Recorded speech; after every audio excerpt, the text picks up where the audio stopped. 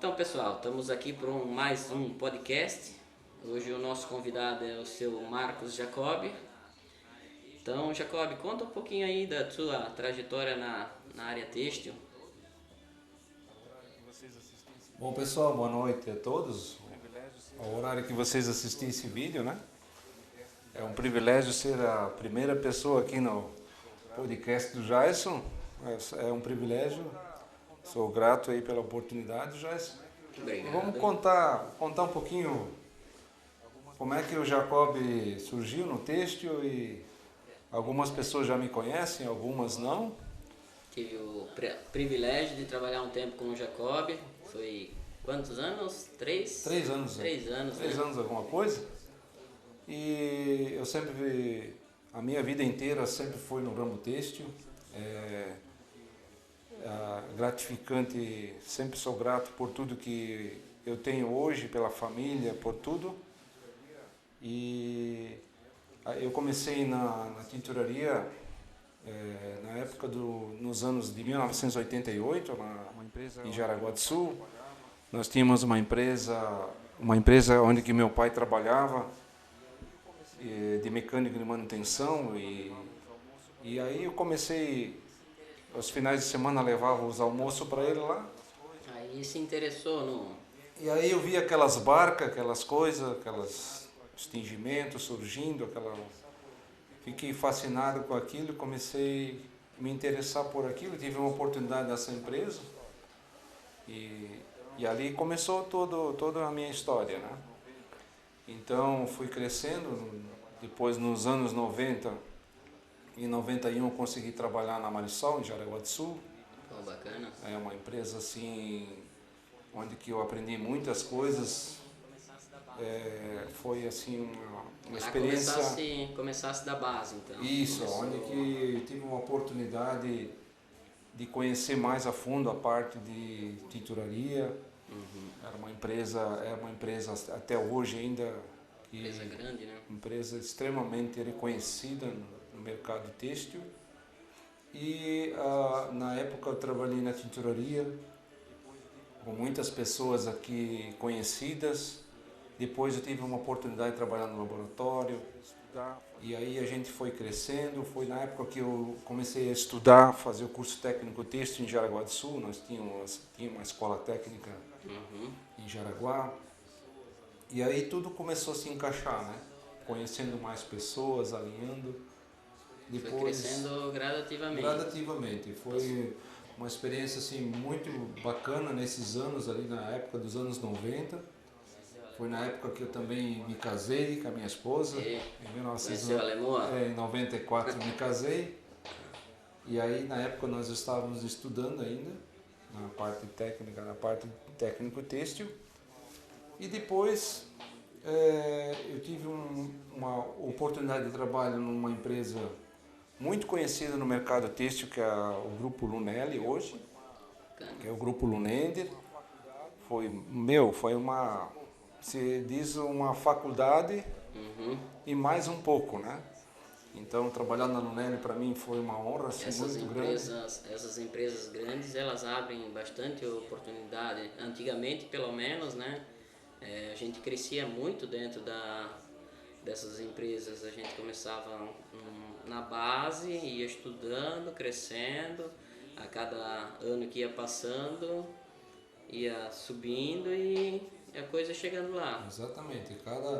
Cada ano a gente ia se desenvolvendo um pouquinho. E no ano de 2005, já trabalhando ali por 4, 5 anos, a gente começou a fazer o tecnólogo no Blumenau, né? Aqui no Senai.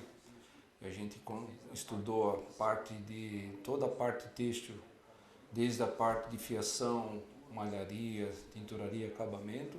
Nós fomos da primeira turma do Senai de Blumenau a estudar a tecnologia têxtil.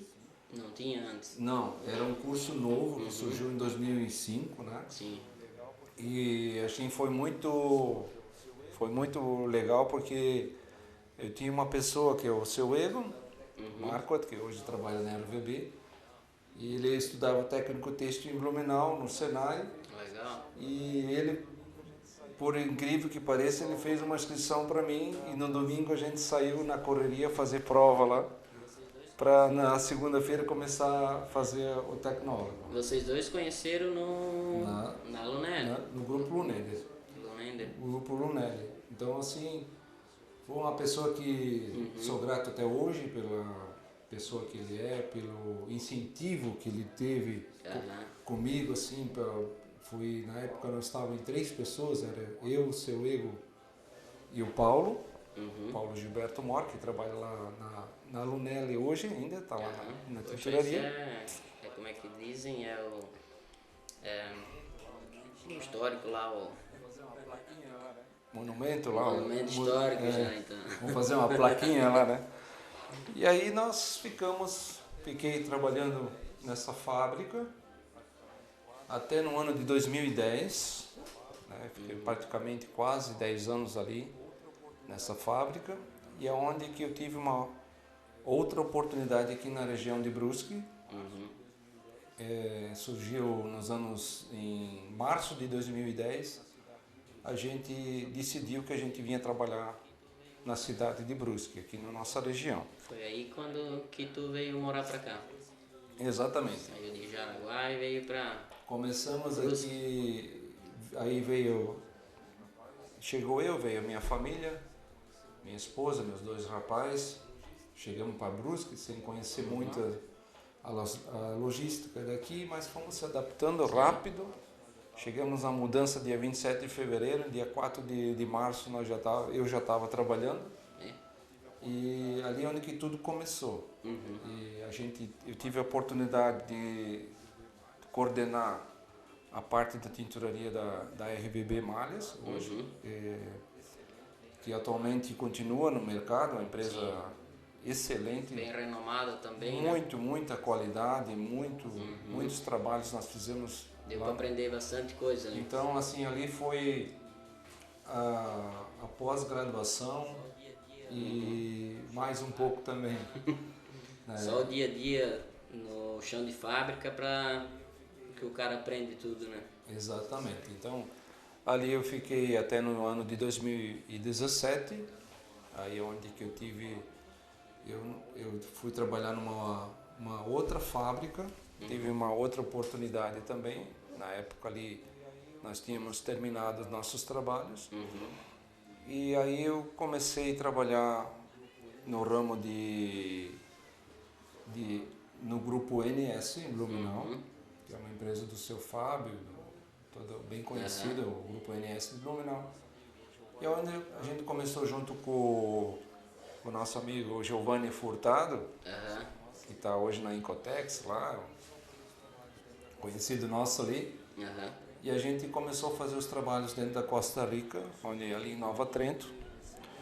E é uma tinturaria que surgiu no ano de setembro de 2017. Hoje, mais ou menos, quantas toneladas estão fazendo lá? Sabe dizer? Não. Eu não tenho esse número exato. Assim, mas na época nós tínhamos começado já com máquinas com volume extremamente grandes. E a gente foi se ajeitando aquilo lá, fazendo a Costa Rica acontecer, né? Que é uma empresa que hoje tem uma confecção em Cambé, no Paraná. E toda a malha que saía dali, ela é direcionada para lá. Hoje praticamente tivesse a oportunidade então de iniciar 2 tinturarias praticamente do zero. Do zero. Nós estávamos lá montando as máquinas, que eram as máquinas da Canlar, né? As máquinas conjunto com o técnico, acompanhando toda essa fase de montagem e startup. Hoje o mais complicado é essa estrutura toda montar, prever caldeira, toda a parte de tinturaria, o acabamento, rama, calandra. Hoje, para começar uma tinturaria do zero, prever todo esse fluxo aí é meio pesadinho, né? Sim, com certeza. Para nós buscarmos essa parte, para ter essa segurança toda, é evidente que a experiência nos ajuda muito. Então, muitas pessoas, às vezes, nós tínhamos contatos e parceiros que nos ajudaram muito nessa parte. Então, e eu como sempre fui na parte técnica de aplicação, então sempre a minha especialidade foi sempre aplicação, com bastante facilidade em compreender o que o mercado precisa e o que as máquinas estavam precisando. Hoje a parte técnica é fundamental, né? Hoje, esse conhecimento técnico para estar à frente de uma tinturaria é essencial, senão é tiro no pé. Com certeza, a gente sabe bem disso, a gente já passou, são 35 anos de história, né, desde 1988 até agora, e cada dia é um desafio novo, cada dia é uma oportunidade para melhorar alguma coisa, que existem muitas, e aí na minha trajetória ali eu tive uma passagem, depois que eu estava no grupo NS, passei pela Rovitex também, lá em Luiz Alves. Trabalhamos lá com o pessoal lá da turma, lá com o Jardel, com a turma, o Adilson Trapp, a Fabiana do laboratório. Muitas pessoas que a gente passou, né? E eu até quero aproveitar essa oportunidade e mandar um abraço para todos esse pessoal com quem a gente trabalhou, pessoas com quem a gente conversou, que muitas vezes a gente conhece o Jacob de nome. Pô, mas esse cara eu conheço, mas quem é essa pessoa? Então, assim, aproveitar a oportunidade já isso aqui no teu podcast.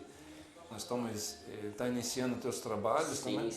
E para mandar um abraço para toda essa galera aí, que são muitas pessoas mesmo que a gente conhece. E que foi sempre foi um carinho muito grande que eu tive por esse pessoal, desde o tempo da Lunelli, da RVB, da Marisol. A gente lembra de situações que a gente passou.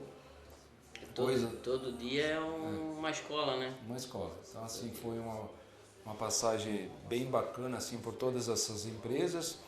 Depois eu tive uma passagem na Sueco, em São Paulo, lá do seu Yasha. Do Joey ali, que tem uma parte de fios também, que ele tem aqui em Itajaí. Então, e aí surgiu uma oportunidade também na empresa Ouro Verde. Ouro Verde, bacana também. O Pedro, lá na época, eu fiz um trabalho junto com eles, ajustamos algumas coisas, né? E que continua até hoje também. Sim. E depois, mais recentemente, antes da pandemia, eu tive uma oportunidade de conhecer a Giracor. A Giracor eu fiz uma visita lá em fevereiro do ano 2020, antes da pandemia ali. Sim. E aí, conversando ali com o pessoal da direção, junto com o Mano, com o pessoal ali, eu consegui fazer um trabalho de uma assessoria técnica têxtil dentro do beneficiamento, né? Sim. E foi onde que a gente se conheceu, foi toda essa parte que a gente... Onde a gente começou a criar a nossa história. Começamos a criar esse vínculo, né, do profissionalismo, da parte técnica, e também pela Giracor, por esses anos de trabalho, apesar de ser breves, mas com certeza nós aprendemos juntos. Sim, e crescemos muito ali, crescemos muito, e assim, e a gente tem muito ainda mais a contribuir. Com certeza. Nesse momento agora, recentemente, eu estou trabalhando na empresa Coratex, aqui de Blumenau, na divisa de Gaspar Blumenau, né? É uma empresa conhecida como a Ciberquímica. Ela é uma empresa que ela já está há 28 anos no mercado têxtil. Ela é especializada na parte de lavanderias. Ela atende todo o Brasil, Sul América, na parte de lavanderia também, que sempre foi o forte da Coratex. E agora nós estamos aqui praticamente um ano e meio, trabalhando, montando uma equipe nova que vai também auxiliar as empresas no ramo de tinturaria. Tinturaria. Então nós já estamos fazendo muitas coisas novas que está surgindo, que está nascendo. Desenvolvimento, teoricamente, como a especialidade era mais voltada à lavanderia, vai ter que fazer um desenvolvimento de produtos que atendam Atende a a parte de tinturaria tinturaria. também. Porque hoje o tratamento para desenvolver fazer lavanderia, teoricamente faz mais estonagem, essas coisas assim, né? Exatamente. E da parte de tinturaria já é mais para a parte de tingimento, então é outros produtos. Exatamente. São coisas parecidas, mas não são iguais. São Então, assim, específicas. cada uma tem a sua característica. Nós, assim, estamos lançando, se eu posso falar nos processos de inovação que a gente está criando, algumas coisas novas que está surgindo. Um desses processos que a gente está desenvolvendo é o tingimento sem sal. Bacana. É o que o pessoal procura muito, né? Hoje essa linha de sustentabilidade, o pessoal tá atrás toda hora, né? Tipo, hoje usa como marketing, esse negócio sem sal aí é muito bacana. Estamos também trabalhando com processos de produtos que auxiliam na parte de toda a parte química, da parte de poliésteres, poliamidas. Praticamente nós estamos assim bem seguro da onde que a gente está indo e que vai poder atender toda essa gama dessa parte da tinturaria. Tinturaria hoje nós aqui na região ela tem um campo muito grande de oportunidades para que a gente possa... Hoje aqui na região sul, né, tá bem forte essa questão de tinturaria, né? Hoje aqui na região nossa aqui tem algumas tinturarias, né? Praticamente todo o tingimento sai daqui, né? Sim, exatamente. É bacana. Então assim, e agora, isso não é de hoje, mas futuramente já se falava isso, nós estamos conversando um assunto que já nasceu há 10 anos atrás, a redução do consumo dos nossos efluentes líquidos, a redução do consumo das nossas águas. Então assim, existe uma preocupação bastante ambiental consciente em cima, pensando nas gerações futuras que estão aí à nossa frente, que já estão chegando também. Sim, com certeza. A água, cada dia que passa, ela está mais escassa, né? Se nós aqui, nós somos um povo, uma região que nós temos um privilégio de nós termos esse recurso ainda em abundância. Mas com o passar dos anos, com o crescimento, que é uma coisa absolutamente natural, isso vai aumentando o consumo, tudo começa a escassez, pode acontecer. Assim como em muitas regiões aqui em Santa Catarina, no meio oeste, a gente sabe como é que é. Em Chapecó, a dificuldade que tem na questão da água. Tem algumas regiões no Brasil que já a tinturaria nem ganha mais alvará de funcionamento, né? Cada vez está tendo que migrar para os cantos do Brasil. Exatamente. O mais centralizado, hoje São Paulo não abre mais tinturaria, né? E as que tem, eu acredito que nem logo vão ter que ser extinta. Não sei se chega a esse ponto. Eu acredito que extinto não, mas que muitas empresas que existiam já não existem mais. Né? E aquelas que existem persistem. Elas às vezes não conseguem ter aquilo que eles gostariam de fazer. E daí vai ter que estar atrás de processos inovadores que consiga fazer, tipo, vamos supor, um processo sem sal, eu vou poder reutilizar essa água. Com certeza. Então, eles vão ter que estar atrás de soluções hoje, de tecnologias que consigam abastecer a empresa. E assim, nós o sal, falando em sal, a gente para remover o sal da água, dificilmente você consegue somente com os processos físico-químicos, que hoje é o convencional ou microbiologia, lodos ativados ou físico-químico. Então, ou você tem um sistema de osmose reversa, que você poderia fazer as nanosfiltragens, Sim. E aí, só que aí você tem uma coisa chamada resíduo, Uhum. que aqueles cartuchos você também vai ter que Vai ter que descartar. descartar e para algum lugar ele vai também. Uhum. E o sistema hoje de osmose, ela é um sistema extremamente com custo elevado, Ainda não está a ponto. mas que não é descartado, que não possa ser utilizado, Vai chegar uma hora que vai ter que vai ser. precisar. Vai Assim precisar. como a gente tem esses tempos, eu vi Tudo quando é novo é caro, né? Depois que começa a ter o giro, mais empresas usando, isso começa a se tornar um commodity. Exatamente. Então, Assim como existe cria pessoal tirando, concorrência e começa a baixar o preço. tem pessoal que tira o sal da água do mar e torna a água do mar potável. Sim. Isso totalmente é possível. Uhum. A gente viu isso, tem trabalhos em cima disso. Né? Uhum. Legal. Acho que é isso aí, Jacob. Eu acho que o pessoal do nosso podcast pôde te conhecer bem. Sim. Espero que você participe mais vezes. Hoje tu está se apresentando.